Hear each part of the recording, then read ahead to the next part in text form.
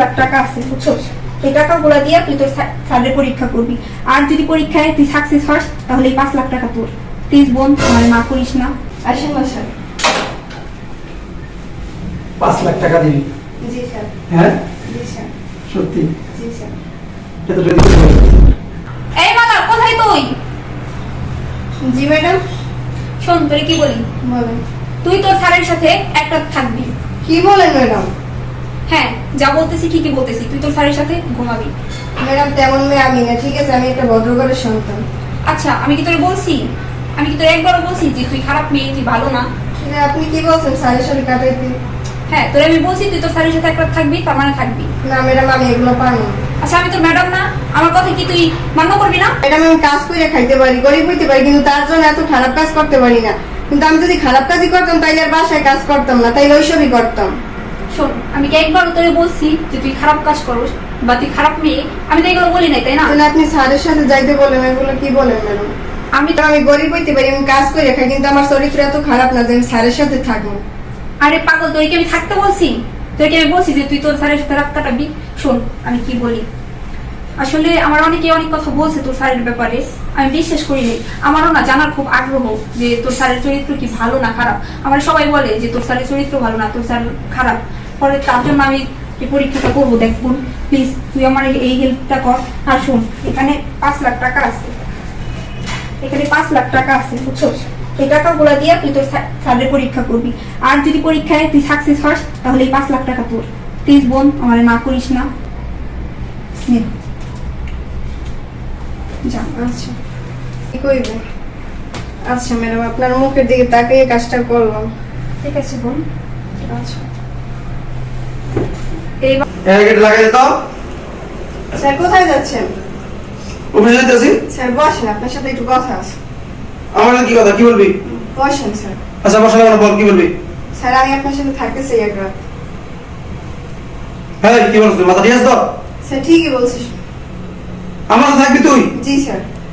তুই আমার বাসার কাজের মেয়ে, কাজ করস, তুই কি করে এই কথা বলার সাহস পাস তুই? তাতে কি হয়েছে স্যার, কাজ করি, আপনার সাথে আমি থাকতে পারি না?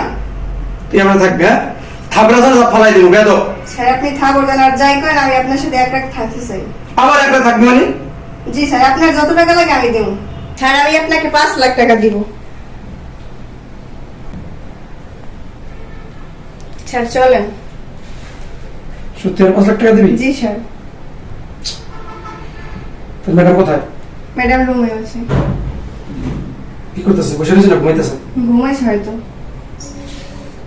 সত্যি 5 লাখ টাকা এখানে? জি স্যার। দেব, এখন দেব। 5 লাখ টাকা? এই সত্যি বলতেছিস? জি স্যার। চলেন চলেন না স্যার। আচ্ছা ঠিক আছে চল। আচ্ছা চলেন। শোন, জি স্যার। তোর ম্যাডাম যেন না জানে, না স্যার, জানবে না। ঠিক আছে? চলেন স্যার। চল।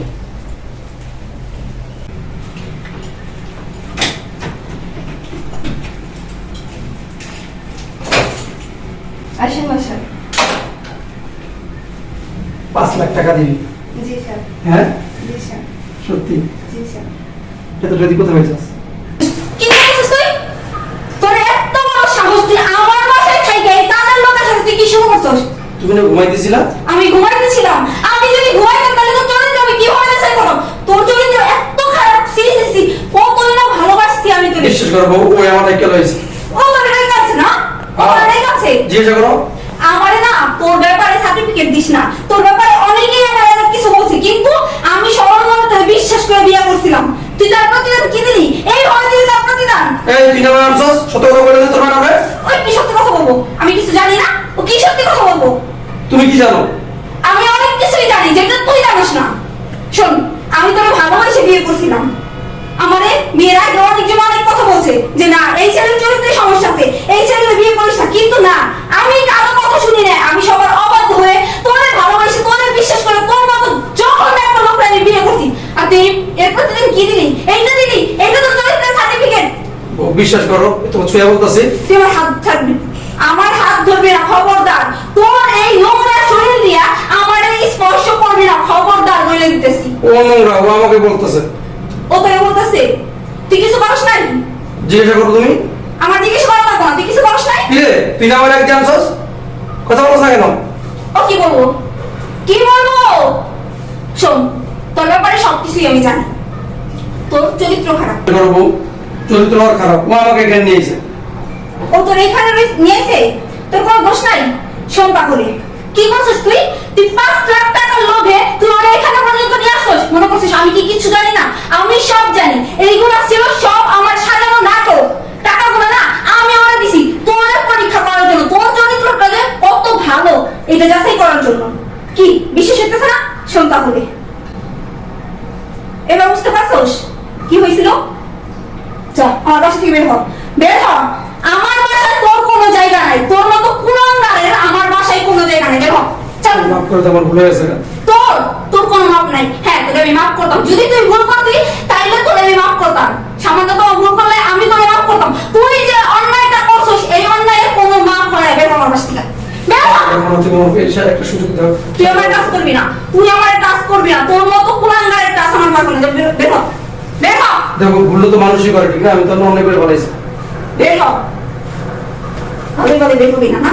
বের হ, বের হ, দেখো আমার ভুলে গেছে। বের হ তুই। শুনবো, সে মনে করিস না। আসলে আমি এটা করতে বাধ্য হয়েছি। আমার অনেকেই অনেক কথা বলছিল যে আমার হাজবেন্ডের চরিত্র ভালো না, ওর চরিত্রে সমস্যা আছে, কিন্তু আমি বিশ্বাস করিনি। আমি ওর ভালোবাসায় অন্ধ ছিলাম, কিন্তু আজকে আমার ভুল ধারণা ভাঙছে। আমি সবকিছু বুঝতে পারছি।